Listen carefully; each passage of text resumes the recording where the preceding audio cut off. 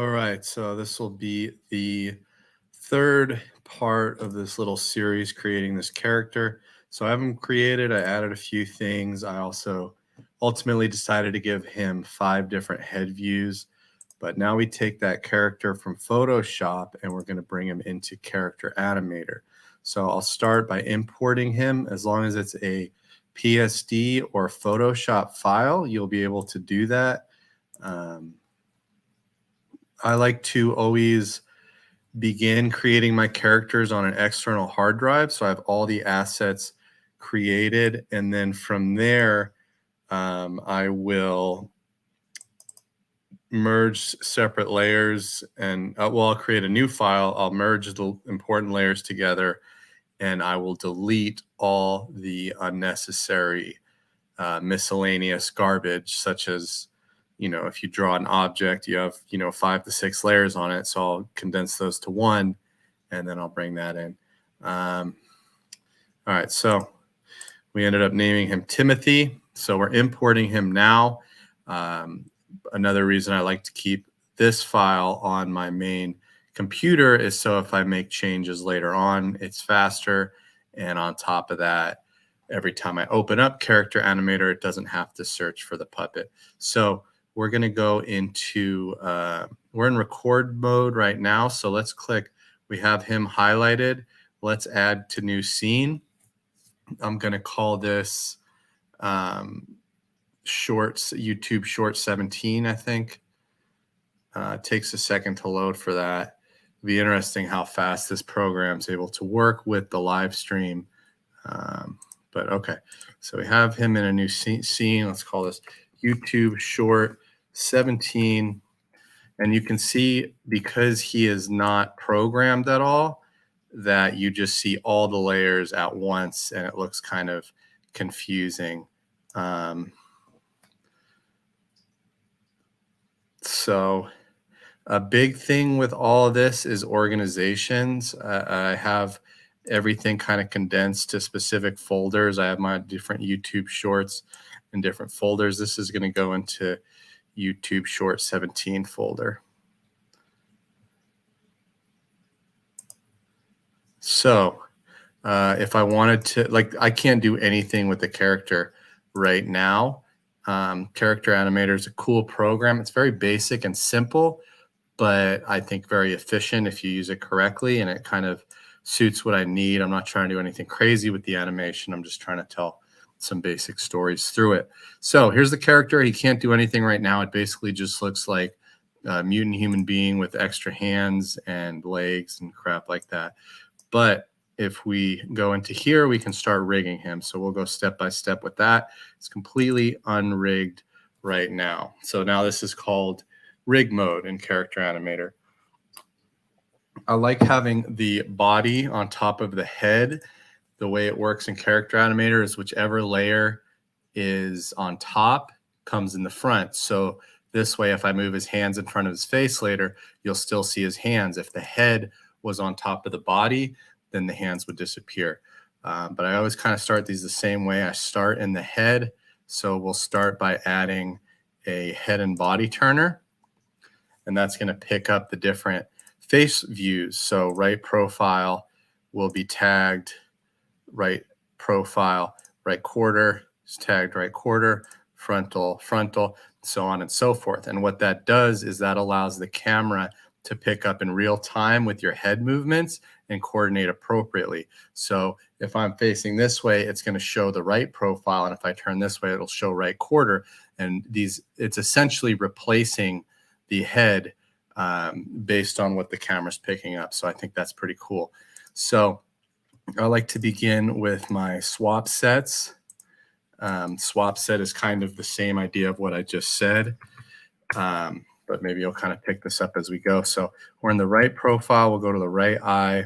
I don't have to do anything for the right blink, but I'll bring the top right eyelid in, the right bottom eyelid in, and then I'm going to bring the top right in again and combine that with the bottom right. And that's going to allow us to squint without having to merge the layer beforehand. I know probably a lot of this sounds like gibberish, but it's all going to affect the behavior. So I like to call the top right eyelid cocky. The bottom one I'll call like worried right. And then both of them I'll call squint right. Sometimes I do both sets of eyes in the same swap set, but I've actually come to prefer to do them separately because that enables you to be able to have one eye squinting while the other eye is normal or doing another behavior. I always click latch for these, and what latch means is that what latch means is, so I'm going to program this with the number 3. So latch means that I have to click, when I click 3, it's going to show cocky right. And if I click 3 again, it will stop showing cocky right. Because it's a swap set, if I click 2, it shows worried right. And then I click 3, it'll just immediately replace that bottom right eyelid with the top right eyelid. And I'll show you that as soon as I get through this. So even though I have separate swap sets for the right and left eye, I'll keep the numerics the same. But I know this isn't probably the easiest way to teach, but this is the way I do it. So I go through each profile view one at a time. So I'm also going to program the mouth because I have different mouth expressions. So we have drinking, smiling, thinking, mouth. And the drinking, smiling, and thinking are just kind of like, the thinking is the tongue sticking out of the mouth. The smile is just a smile. And the drinking is just kind of like an O shape, black hole kind of a thing. So the mouth is going to be auto kind of programmed for expressing dialogue. So if I open this up for the mouth, you can see I have all these different mouth shapes. And so anytime there's dialogue programmed in, this is the reason I use Character Animator. Anytime you have dialogue programmed in, the mouth is going to automatically adjust to those shapes. Like I don't have to do any more programming for these mouth shapes for it to recognize that. As you see here, I'm highlighting the 3 different shapes, which have multiple layers within them. And I'm adding the cycle layer behavior. And what that does is basically these mouth shapes kind of show an evolution of movement. And so for instance, oh, you can't see it because of the screen, but so woo and both have 2 layers underneath them, same with so the mouth has kind of an evolution of movement. So I want it to move from, if I'm doing woo, from the first frame to the second frame, and that cycle layer behavior is going to allow us to do that. So automatically when he makes that sound, it will do that. I also have mouth selected as latch and default, meaning it's always going to default to mouth. So unless I click one of these other numerics like 6, 7, or 8, it's already going to be programmed for the mouth. So now that's the right profile. Now we're going to do the right quarter. And yes, that is a wild cat in my living room. Okay, so here we got right eye.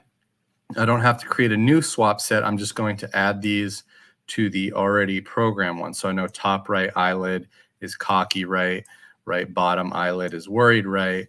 And then once again, I'm going to add both of these layers to achieve that squint.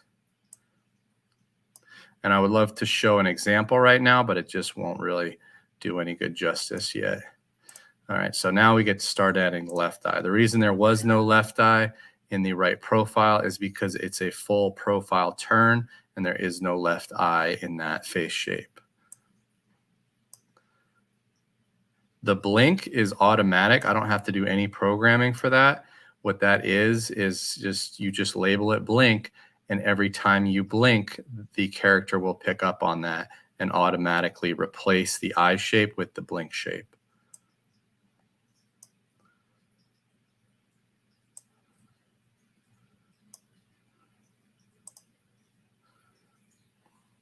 Okay, so let's rename these again. Let's go left cocky, left worried, left squint. The reason that you're pairing all these layers up within the same swap sets is because um, if I press the number 3 to get that cocky shape, then if I turn the character's head and it swaps out the right profile for the right quarter to the frontal, it will keep on with that same behavior of the eye. So if I press 3 for cocky in a right profile view, then I turn my head to frontal, it'll continue to retain that behavior due to the numeric and the programming. I wonder if any of this makes sense. I wouldn't be surprised if it doesn't, but that's okay. Sometimes things don't make them sense. Sometimes things don't make sense and you do them anyways. Like this live stream. Why am I doing a live stream? I don't know. Does it make sense? Not really. Is anybody watching? No. Does it matter? Not really. All right. So the same thing with the mouth. Let's go through these and we're going to add that behavior again of cycle layers. The couple things that I adjust here is I cycle every 2 layers. We'll hold on last layer, and then we're going to stop immediately rather than cycle through, which means that if the dialogue is so quick that the mouth shape needs to adjust to a different layer, it immediately does instead of prolonging it. So that should be the right quarter, should be good. This tells me that I've put them in. All right, so let's go to frontal. So we have top right, bottom right, and then our squint.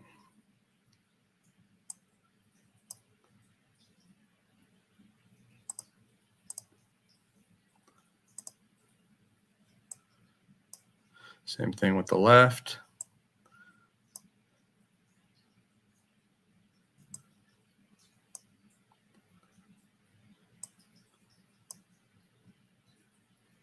Okay, let's move on to the mouth.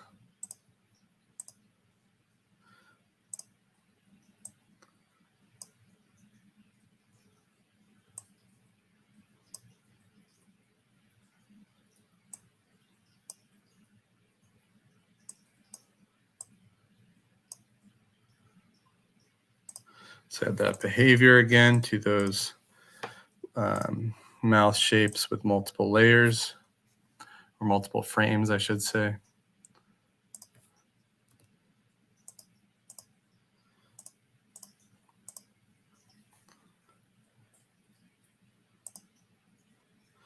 The cool thing about creating multiple profile views is not only does it allow you to turn your head for the current character that you're working, but if you later on decide you want to create a right profile view or a left profile view for the body, then you'll already have those head shapes created, so you won't have to go through that tedious process again.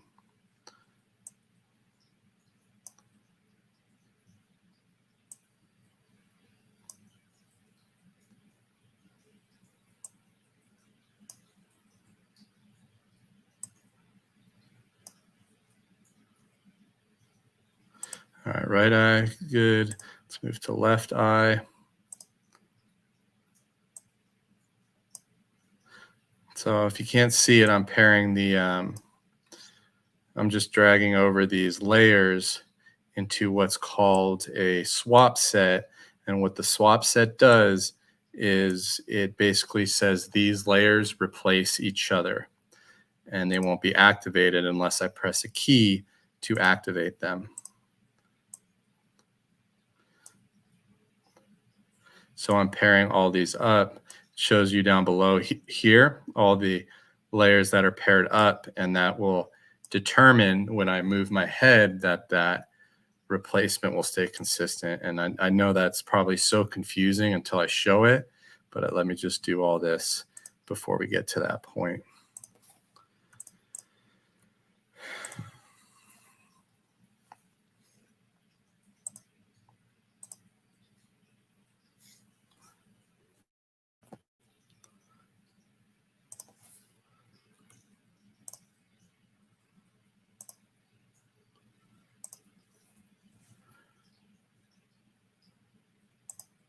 All right, so I got the left quarter, so I have one left. Let's do that on the left profile.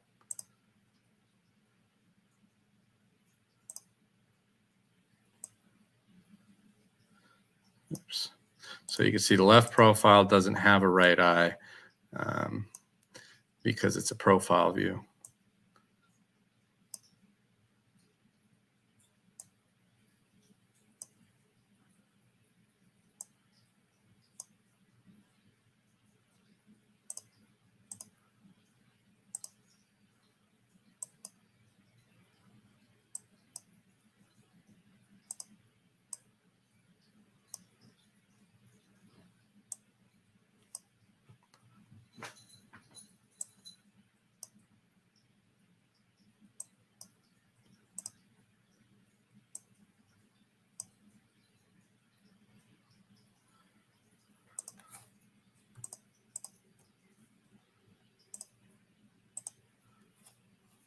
All right, so we're doing our cycle layers, and I'll show you how all this kind of looks here in a second, and right now actually.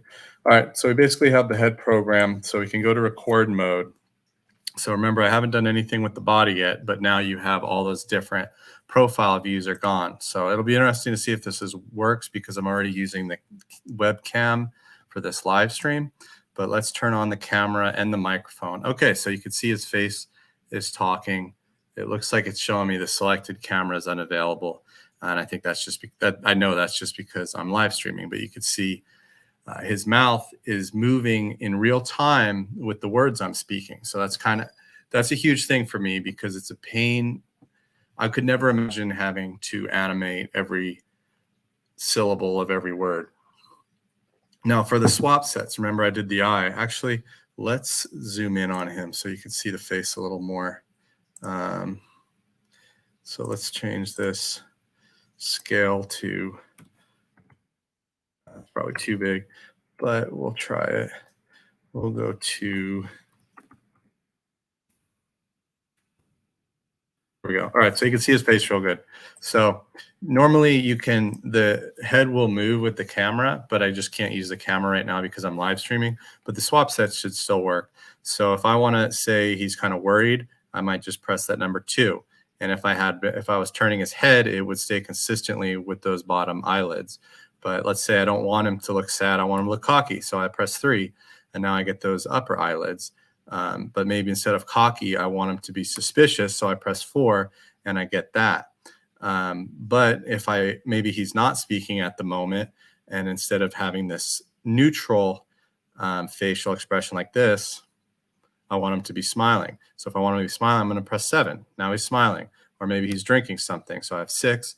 And then if he's just a dumb, not the brightest cat, he might be smiling, something like that. But if I want to go back to his normal mouth, which allows me to converse with dialogue, I just press 5 and we get back to that. So you can see all that's programmed. Turn that mic off. Let's get him back to his normal view. And now let's work on the body. Okay. So once again, I'm going to start with swap sets. So let's do, we'll start with the torso. Generally, I wind up creating 2 torsos because when characters sit, their shirt kind of folds out. So I like to be able to replace that easily. And it's a really simple adjustment, and it's worth taking the time. You could probably see that it seems like there's very few layers here, and that's because I merged everything. So this EMT badge, this name tag, the buttons, the line, the collar, all of that is all part of one layer now. And I just think that makes it easier for Character Animator to work with than all these separate layers, especially when you start adding effects to the layers to add things like kind of a material change to it or something like that. So I want the standing. Well, ordinarily I want the standing to be default, but because I think he's going to be sitting in this entire clip or this entire scene, for today, I'm going to make everything with being seated the default. So he starts out like that. It just makes it a little easier for me to visualize during the recording process, especially lining up their feet if I have other characters in there. All right, so let's do left arm. Okay, so I have left sleeve, which is really left arm. I'm going to connect that with the left hand. I used to do left arm and left hand as two separate swap set layers, but I think that's more tedious than it needs to be because you're almost always going to be replacing the arm when you're replacing the hand movement anyways. So I'd rather just keep it in one layer. If you see that little finger with the button right here, that just shows you that it's involved in some kind of behavior or swap set. Left hand foot. And then we got these points. So I'm going to do for a change, just poking a finger. So you can use the same layer twice within the same swap set. And I do that a lot with the arms because the hands will change, but I try to only limit it to two different arm movements if I can. Sometimes there's behaviors that make it a little more difficult, like reading a book or anything where your arms are and hands are right in front of your chest, like driving a steering wheel or something. That becomes a little trickier.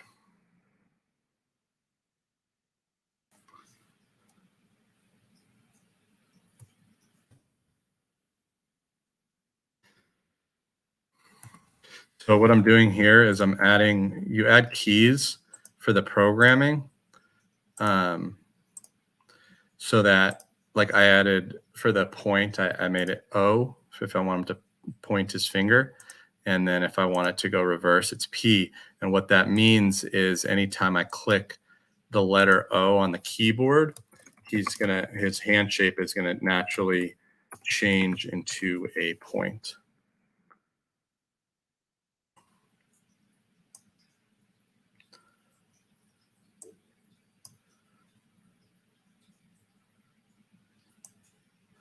So we're doing the same thing now with the right arm.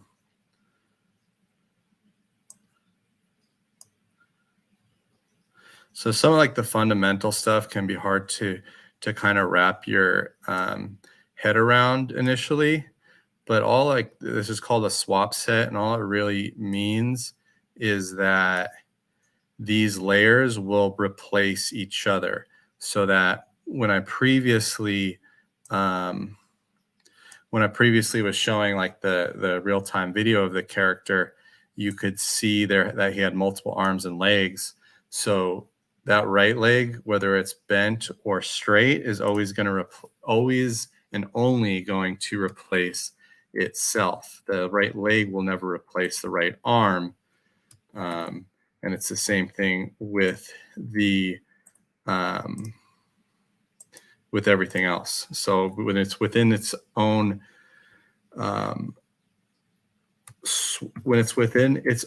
swap set, it means these layers will replace each other and only each other.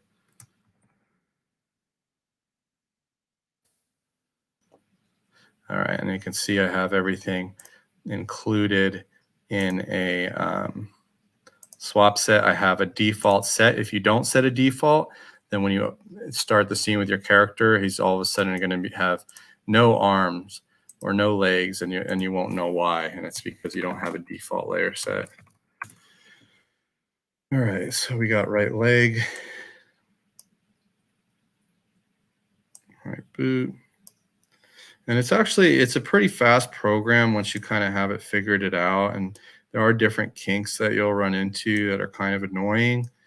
But I feel like with all these programs, the more you understand like the basic dynamics of what they're doing, the quicker you are able to adjust and fix it.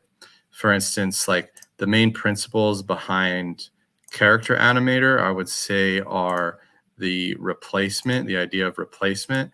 And that can mean a lot of things, but it can even mean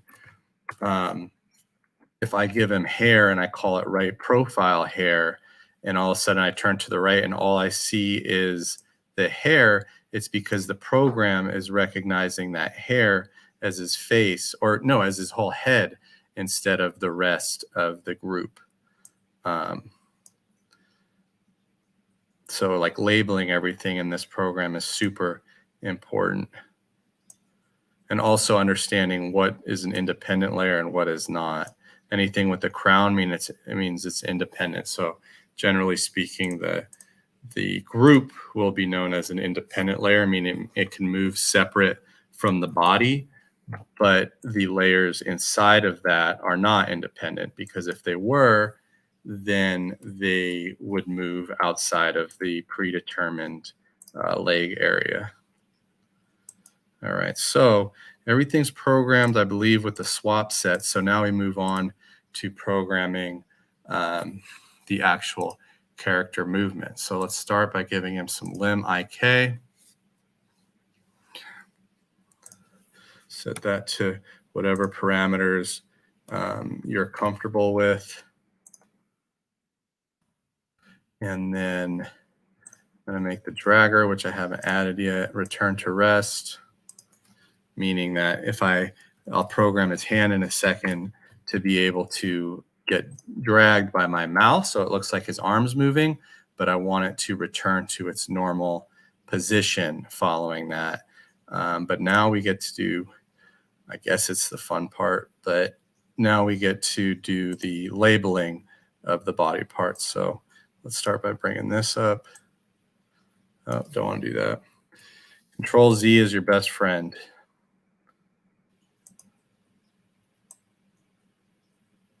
We'll call that the waist too. All right, so here with the body selected, I'm going to add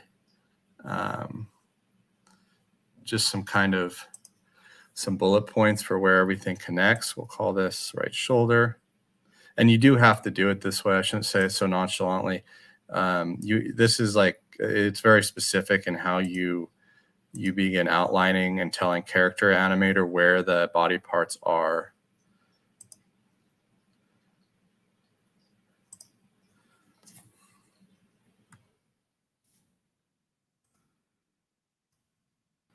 Call this right hip. And then we'll do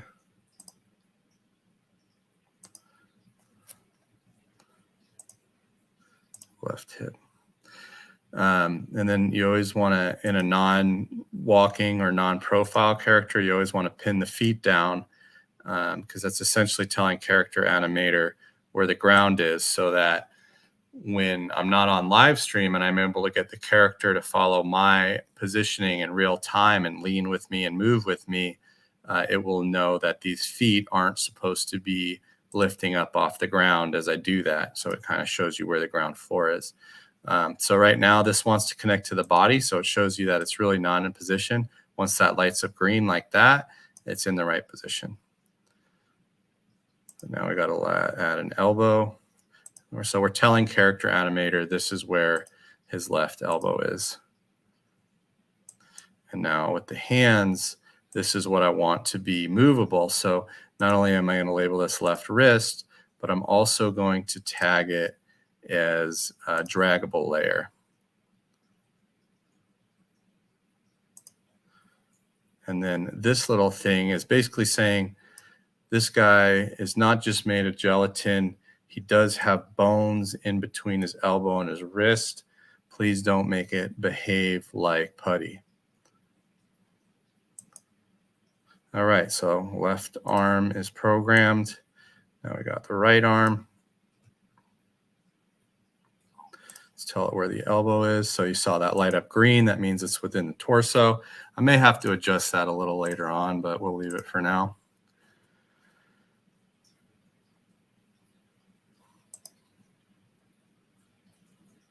I find with the right wrist, you have to be kind of you have to think about where you label it, because if you do it too far from the fingers, then the fingers will kind of just fillet out as you move the arm. So sometimes you got to just adjust things a little bit. And if you're paying attention, you'll notice that I forgot to add the tag on the right wrist of draggable. So I'll do that now.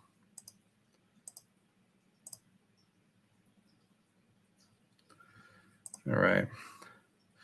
So with the legs, you have a lot of different points that you can label. When I create a character that's a profile view, that means they're probably going to be walking.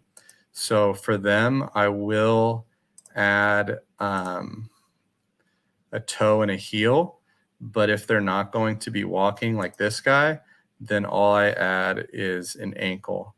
And there is a reason for that. It's because with some of the females I've had on here, instead of having their feet wide open like that, I kind of have it so their toes are pointed towards the viewer. They're straight on, and it ends up having a hard time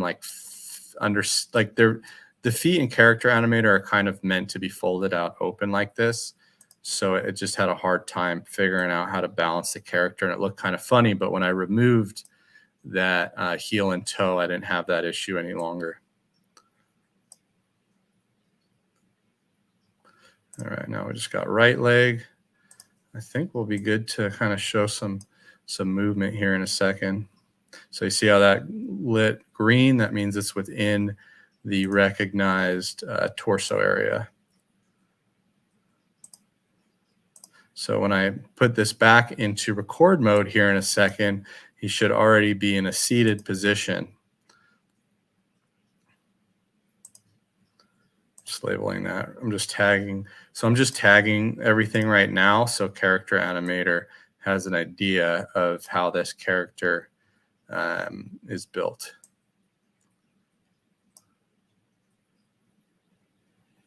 Okay, so I think we're good. Let's go into record mode. And now see all those layers? See, they disappeared. So now if I want to move his left arm, I can. I have it programmed so if I press L, his hand switches positions. So you can see that kind of weird fold with the shoulder. So I probably will go back and adjust that. But I can bend his arm now. If I want him to be pointing, oops, I can press that letter. And now he's pointing. Now maybe he's angry or happy, or he's thinking, and he's pointing something out. And I can have him doing that. And if I want to get back to normal, I can do it with the click of a button. I don't really know what I programmed for the left hand, or the right hand, but I can just press that and switch it over, and same thing. Now I can communicate, but I have this draggable ability where he can talk and see. I can put his hand in front of his face, which becomes important later on, especially when they like smoke something or eating something, because not only can I get his hand in front of his face, but say he's eating a cheeseburger, if I put the cheeseburger in the hand layer, it's going to be in front of the face, so it won't disappear when I bring it up there. Yeah, and then if I want him standing, I can have him standing. Let's say he's really suspicious. Now he's squinting. He's cocky. He's no longer thinking. He's smiling now. No, wait, he's drinking. See, I can do all this stuff. And like I said, it would really be of benefit if this live stream wasn't hogging the camera, because then I could show you the different face movements. The one other thing I'll show before I end this is just how the eyes can move around. You can program it to move with the actual live video recording, meaning it goes off of your eyes to read how the eyes will move, or you can program it to go off your keyboard, which is how I'm able to do this right now. So it's a pretty cool program, but that's how you create a character first in Photoshop, bring them into Character Animator. One thing I didn't really emphasize or talk about in the other ones was the importance of labeling, which I'll give you a quick look at. But just everything here is labeled very specifically. These are have that crown next to them, meaning they're independent layers. Same deal with the head. Each of these views are independent layers. The eyebrows are independent so that they can raise and lower with the camera. The eyes, I do independent. I'm not even sure if you need to, because the eyeball itself doesn't move, but I know the pupil always needs to be an independent layer. But that's it for today. That's how to program a character into Character Animator, one that you drew in Photoshop. There's another Adobe program you can use. I think it's Adobe Animate, maybe. am completely unfamiliar with that. But we'll leave it at that for today. That'll be the end of it. And hopefully I'll be able to release this thing in the next 2 or 3 days. Yep.